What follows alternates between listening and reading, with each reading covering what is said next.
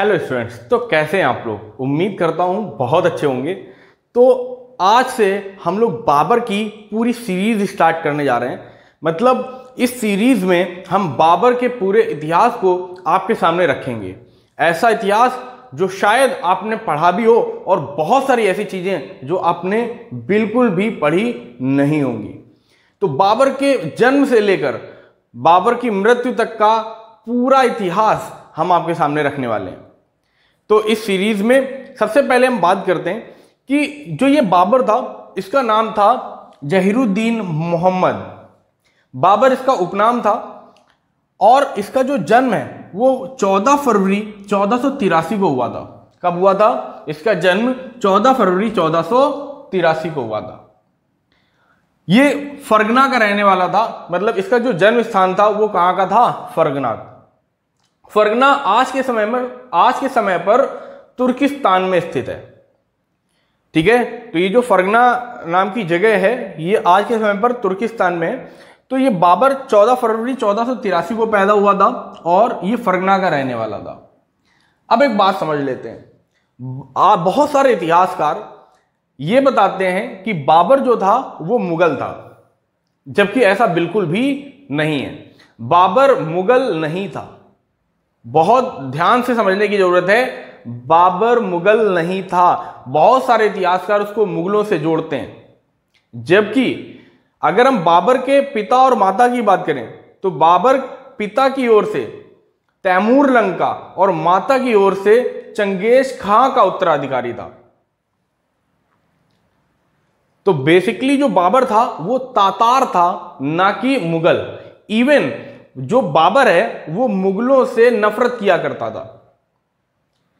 जो बाबर है वो मुगलों से नफरत किया करता था और बाबर मुगलों के बारे में बोलता भी है कि ये बहुत क्रूर और लुटेरे किस्म के लोग हैं। बात आ रही समझ में? तो एक बात हमें समझकर चलनी है कि बाबर मुगल नहीं था। बहुत सारे भारत के इतिहासकार उसको मुगलों से जोड़ते हैं, जबकि ऐसा बिल्कुल भी नहीं है।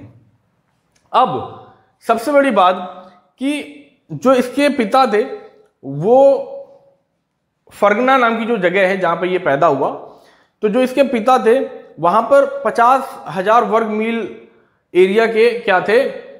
राजा थे। ऐसा बोला जा सकता है कि वहां बहुत बड़ा एरिया था जिसके वो क्या थे? राजा थे। अब इसके पिता की मृत्यु के बाद 11 वर्ष की अवस्था में, ध्यान रखना है कि इसके पिता की मृत्यु के बाद मात्र 11 वर्ष की अवस्था में बाबर ने उस गद्दी को संभाला। और अब मतलब सिर्फ कितना समय था? मतलब कितने साल का था ये? 11 साल का था। मात्र 11 साल की अवस्था में इसने अपने राज्य के कार्यभार को संभाला। लेकिन कुछ समय बाद ही इसके चचेरे भाई को गद्दी पे बैठाल दिया गया और बाबर को वहां से भगा दिया गया।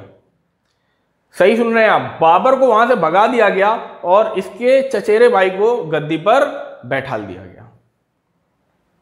अब जो ये बाबर था बहुत जिद्दी किस्म का व्यक्ति था। तो इसने सोच रखा था कि हमें अपनी सत्ता स्थापित करनी है। तो वहां से तो ये भगा दिया गया। कुछ समय बाद इसने ईरानी शासक शाह इस्माइल से एक समझौता किया। समझना है, ईरानी शासक शाह इस्माइल एक शिया व्यक्ति था। ध्यान रखना, मुस्लिमों में दो चीजें होती हैं, एक शिया और दूसरा सुन्नी। तो जो ये बाबर था वो सुन्नी था और जो शाह इस्माइल था वो शिया था। तो इसने एक समझौता किया और उस समझौते में इसने शिया मजहब को क्या कर लिया? कबूल कर लिया। क्या कर लिया? शिया मजहब को कबूल कर लिया। सुन्नी से ये क्या बन गया? शिया बन गया। और धीमे धीमे करके इसकी जो सत्ता है वो काबुल के आसपास के एरिया में फैलने लगी। अच्छा, काबुल के आसपास जब इसने कब्जा किया, ठीक है, वहां का जब ये शासक बना तो इसको एक बात समझ में आ गई कि इतनी सी जगह पर राज करने से कुछ होने वाला नहीं है। पैसे की बहुत बड़ी समस्या, तो लोगों की जो जरूरतें हैं, जो इसके सैनिक हैं उनकी जो जरूरतें हैं उनको पूरा नहीं कर पा रहा था ये। इसने एक नाम सुन रखा था भारत। तो इसने सोचा कि अपने दीन को स्थापित करने के लिए और पैसा कमाने के लिए हमें भारत पर चढ़ाई करनी होगी और भारत पे अपना अधिकार जमाना होगा। अब जो ये बाबर था, इब्राहिम लोदी को परास्त करने से पहले, बाबर ने इब्राहिम लोदी को परास्त करने से पहले भारत में 5 बार आक्रमण किए थे, जिसकी झलक हमको अपने इतिहास में देखने को नहीं मिलती। सीधा युद्धों पर आ जाते हैं। लेकिन एक बात, सीधी सी बात है कि इब्राहिम लोदी को परास्त करने से पहले बाबर ने भारत में 5 बार आक्रमण किए।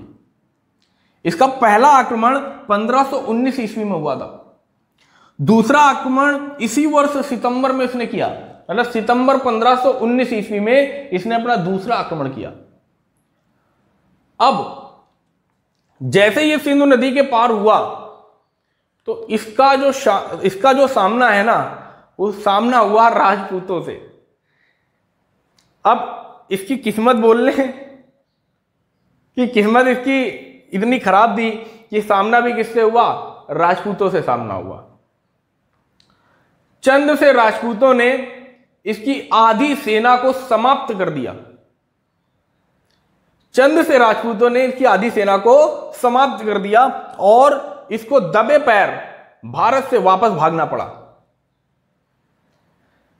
अब अपनी ये पीठ सौराता हुआ जब सिंधु नदी के पार वापस गया तो इसको लगा कि भारत पे अपना अधिकार जमाना इतना आसान नहीं होने वाला है।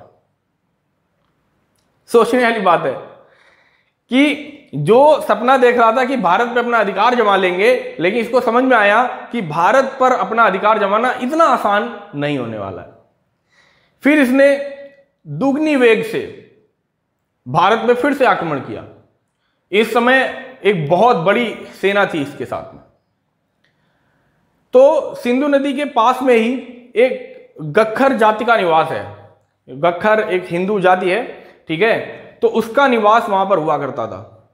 तो एक छोटा सा गांव था, 100, 200, 300 लोगों का एक गांव था, जिसमें बूढ़े, बच्चे, महिलाएं, ये सभी लोग शामिल थे। तो जब उनको पता चला कि एक आक्रांता भारत की ओर आ रहा है तो उन लोगों ने लड़ने का फैसला किया। जब इसका तीसरा आक्रमण 1520 और चौथा आक्रमण 1524 ईस्वी में हुआ, उस समय गख्खर जाति ने और राजपूतों ने इसका डट कर सामना किया और गख्खर जाति ने इसको फिर से सिंधु नदी के पार तक भगा दिया। अब इसके सैनिकों का जो मनोबल था वो टूट चुका था पूरी तरीके से। वो भारत पे हमला करना, भारत पे अपना अधिकार जमाना भूल चुके थे। उनको लगता था कि भारत कोई छोटी मोटी जगह नहीं जहां पर जाकर हम क्या कर सकते हैं, अपना अधिकार जमा सकते हैं, अपना कब्जा कर सकते हैं। इतनी मार खाने के बाद में इनकी अक्ल ठिकाने आ गई थी। लेकिन 1525, नवंबर 1525 इसने जिहाद का सहारा लिया और मोटिवेशनल स्पीच देना इसने शुरू किया। किसके सामने? अपने सैनिकों के सामने। और जिहाद के नारे से जो इसके सैनिक थे उनमें जोश भर गया और उन्होंने फिर से भारत पर हमला करने का फैसला किया। इस बार यह हमला एक बहुत बड़ा हमला था और इन्होंने क्या किया, सभी को मारते हुए राजा शालिवाहन के कोट सियालकोट पर हमला कर दिया।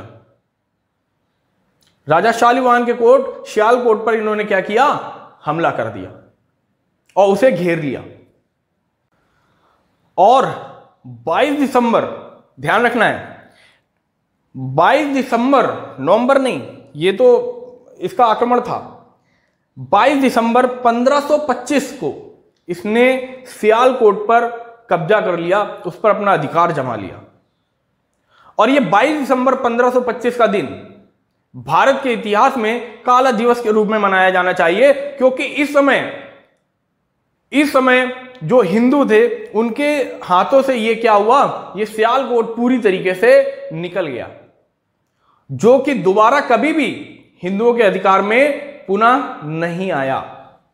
ये बात हमें समझने की है।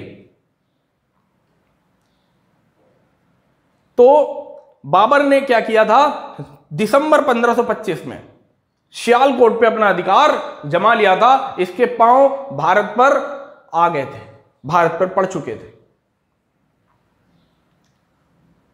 तो आई थिंक इतनी चीजें आपको समझ में आ गई होंगी। आगे का जो भी इतिहास है उसके बारे में हम लोग नेक्स्ट वीडियो पर बात करेंगे। तो मुझे लगता है कि आपको ये पूरी चीजें समझ में आ गई होंगी, और इससे बहुत सारे क्वेश्चन यूपीएससी वगैरह में भी पूछे जाते हैं। तो इतिहास में जिसको इंटरेस्ट है वो तो हमारे वीडियो को देख ही सकते हैं। उसके अलावा यूपीएससी वगैरह में भी इस तरीके के प्रश्न होते हैं कि बाबर कहाँ का रहने वाला था, इसका जन्म कब हुआ था, कितने वर्ष की अवस्था में इसने कार्यभार को संभाला, वगैरह वगैरह। ठीक है, तो आई थिंक ये चीजें आपको क्लियर हो गई होंगी। तो ठीक है, मिलते हैं आप लोगों से नेक्स्ट टॉपिक में। तब तक के लिए कीप लर्निंग। जय हिंद।